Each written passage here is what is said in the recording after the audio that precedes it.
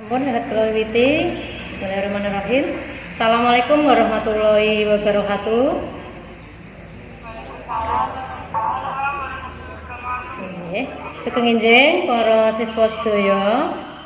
Monggo, sinten? Umi. Monggo Umi dipimpin dedonga.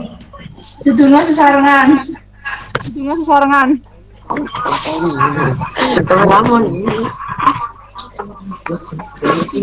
Pambukasan. Alhamdulillah. Mugi kita sedaya ing dinten menika tansah pinaringan kesehatan, diadohake saka maneka warna bebaya lan penyakit, mligine saka panyebaraning virus corona. Brian dereng enten nggih? Cepri. Brian dereng enten Cepri. Saderenge Bu Septi wiwiti piwulangan dinten menika, monggo alat tulis lan sapiturute mengko kanggo nyatet nalika Bu Septi maringi materi disiapke rumiyin. Ijeh eling Cah, kira-kira ndek minggu wingi awake dhewe sinau bab apa?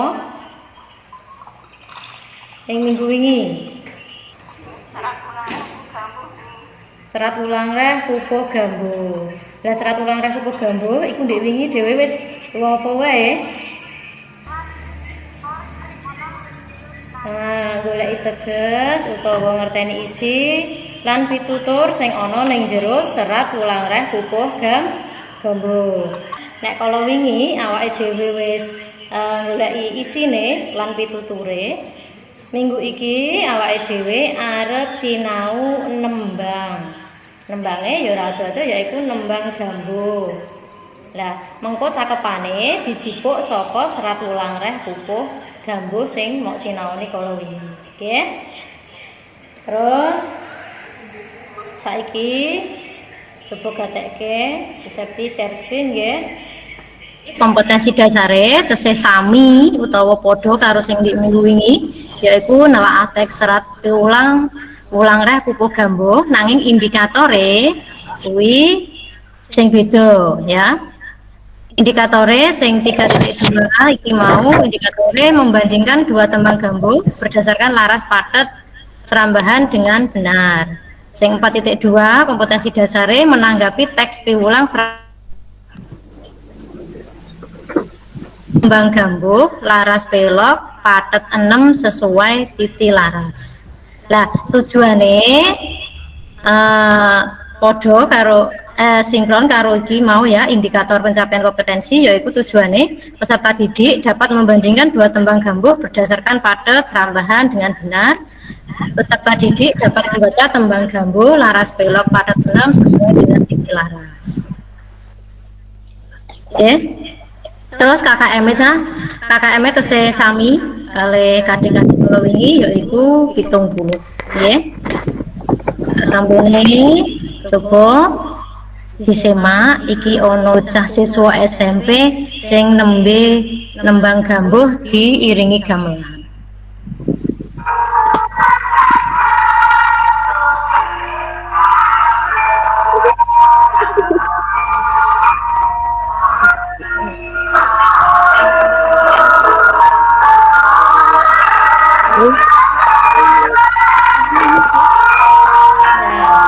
Kurang luwih iki koyo kuwi cah nggih. Nah, terus malih Cah, kira-kira manfaate utawa faedahe apa to Cah awakmu iso nembang utawa sinau nembang? Kangge hiburan, terus apa malih? Sanese? Tanggapan.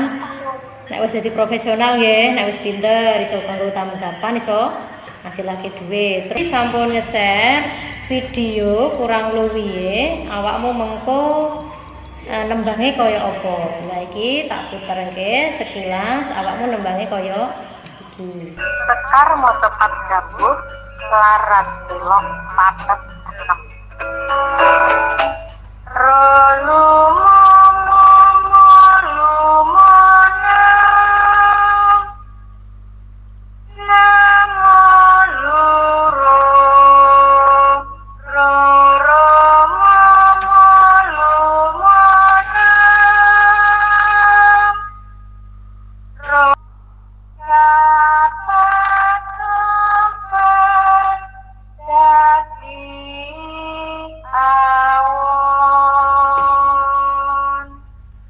Sampun. Lah, video sing Bu Septi kirimke mau wis mau buka purung ja. Sampun dibuka? Sampun Bu. Sampun diputer, sampun dirungokke. Sampun saged. Coba gatekno materi iki yaiku bab-bab sing kudu mbok gatekake nalika nembang. Nah, nalika nembang awakmu kudu gatekake yaiku siji yaiku sing diarani laras, loro ya patet, telu yaiku serambahan. Apa to sing diarani laras? Laras yaiku tintinganing swara utawa cendak nganti swara dhuwure. Engko ana penjelasane ning mburi malih. Terus patet yaiku dasare swara gamelan sing diterapake kanggo laras pelok lan laras slendro. Laras kinten kalih cah yaiku laras pelok lan laras slendro. Slendro lho ya aja slendro lho nggih.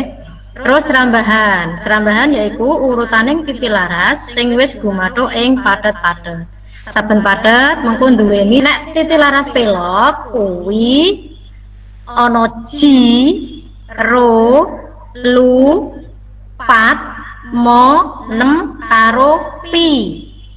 Nek slendro kuwi ana siji, ji, ro, lu, mo karo nem. Kira-kira bedane nang ndi to, Cah? Bedane teng pundi antarane pelok karo slendro? Gatekno titilarase. Angkane iki, Cah. Bedane slendro karo pelok teng pundi? Pelok lengkap, slendro mboten. Lengkape piye? Ana angka pinten? Pelok ana angka 1 nganti 7, slendro ora ana 4 Lan? Ora ana angka 4 lan angka 7. angka 7. Bedane niku nggih. Ndek wau Bu Septi sampun ngirim LKPD ning grup WA. Coba saiki grup WA-ne di deleng LKPD judule. Sampun dibuka? Sampun Bu. Sampun. Lah, LKPD ini mengko bentuke kaya ngene iki, Cah. Ya bandingke tembang siji karo tembang loro iki. Kira-kira laras pelok patet apa sing tembang siji, terus tembang loro kuwi ya laras pelok patet apa. Gatekke sing tembang siji. Tembang siji gotro 3. Sing paling guri, titilaras paling guri iku ana angka 6 karo angka mo. Titilaras 6 karo mo. Iku sejatine wonten titik ngandhape, Cah. Berarti nada rendah. Nggih.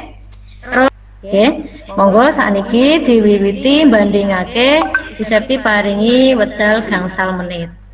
Nggih, monggo. Coba sakniki sinten sing badhe ngandharake garapane? Lo. Siti Zaima, nggih, monggo. Diwaca napa share screen?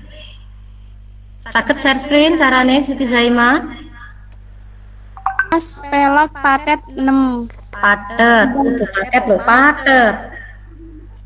Tembang loro, laras pelok patet barang. Nggih, terus. Sanese enten sing gadah pendapat liyane? Ya wes ngene, jawabane mengko dipoto terus kirim teng WA grup nggih. Nggih. Nggih, iyane. Speakernya dinyalake. Iki serambahane, Cah. Tambahan berarti mau apa? Watese nada. Wates nada, pinter. Wates nadane iki Ciro lumonam cirolu. ya, kayak kuwi. Terus saiki latihan pergotro rumiyin.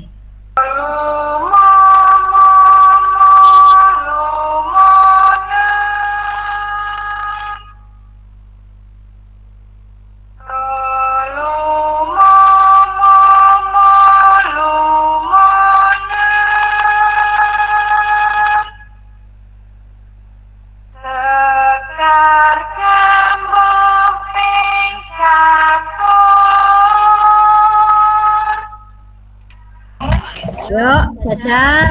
Saiki gawe gotro siji. Langsung cakepane mawon. 1, 2, 3. Yuk.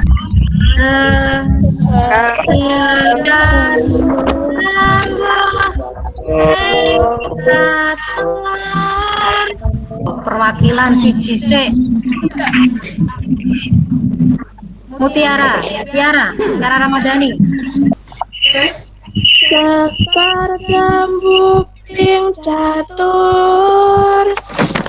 Nah, mengko nek kira-kira iki mengko ora langsung maju cah, nanging awakmu ngirim ing video rekaman. Video rekaman nganggo HP, awakmu rekam nganggo HP, mau video awakmu nembang iki mau ya. Ya mau ono sing wis di print kan LKPD-ne, LKPD mau ya ono tembange lah kaya kuwi.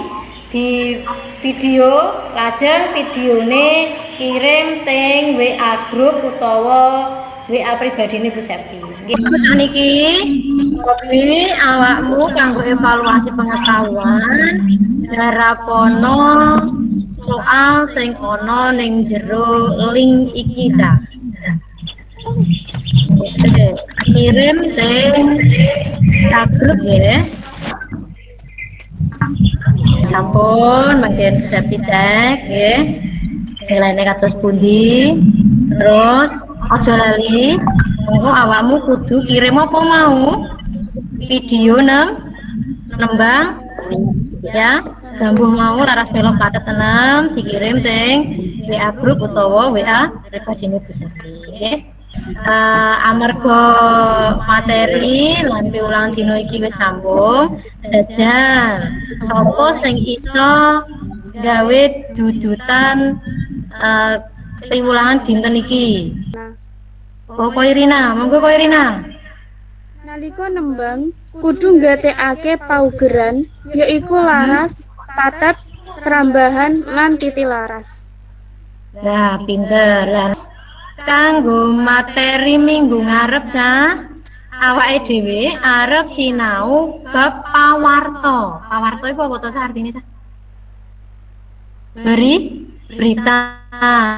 Mengko basa Jawa berarti mangko ya pawartane utawa beritane nganggo basa Jawa. Saged disinaoni rumiyin materi-materine teng buku paket utawa saged dipadosi teng Google, nggih. Piwulangan dinten menika sampun kalapan kanthi lancar. Muga-muga ilmu ingkang sampun diandharake saged migunani kangge kita sedaya. Amin. Saderenge kita tungasi, monggo Umi dipimpin donga rumiyin Umi. Pungkasan, matur nuwun nggih. Matur nuwun. Tetap jaga kesehatan, jaga karesikan, tetap patuhi protokol kesehatan. Matur nuwun. Wassalamualaikum warahmatullahi wabarakatuh.